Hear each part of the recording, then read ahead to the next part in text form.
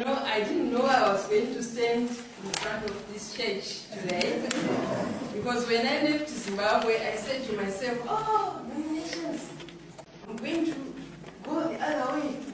So I'm going to just disappear and then rest in UK. And I won't be standing in front of the church. You know, when God says, my ways are not your ways, and your ways are not mine, I believe it's true. Sometimes we prepare something on our own thoughts, and yet God knows what to do with you and when. Well, without wasting time, I've got only 5 minutes, 5 to 10 minutes, so I have to rush. I'm going to talk to you about the Zimbabwe Union Conference. Just a few things about how we operate in Zimbabwe. We've got 1,434 churches, and we've got 2,388 companies. You know, those churches which are not yet ordained. And the total is up to 3,822. And our membership is like this. We've got West Zimbabwe Conference, which is Harare, which is Bulawayo. It has got 202,659 members. And the East Zimbabwe Conference, it has got 258,087.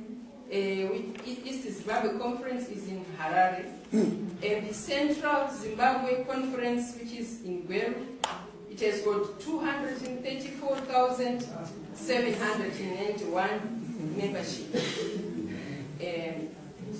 Baptisms in West Zimbabwe Conference, there were 11,202. In Central Zimbabwe Conference, there were 14,977. Now I'm going to talk about my local church, where I attend. I live in a suburb called Richmond. So I attend church at Richmond SDA Church. Our membership is 178. We are quite a small church. Baptisms in 2011 were 19. 19 people were baptized. We do door-to-door Bible studies during the week, and crusades almost every quarter. That's how people get baptized, because of Bible studies and crusades. And the other thing, how we operate, they take 4 churches, they call 4 churches a district, according to how we stay nearby. It is called a district. Now I will talk about our own district, where I worship. It's called Makokoba district. So it has Makokoba Church, Richmond Church, Baba Fields Church, Nguboyenja Church. Those 4 churches make a district. So we work together most of the time. So what we do on Sabbath, under Women's Ministries Department, there's a club called Dorcas Club. It's under Women's Ministries. And then AMO, which is Adventist Men's Organization.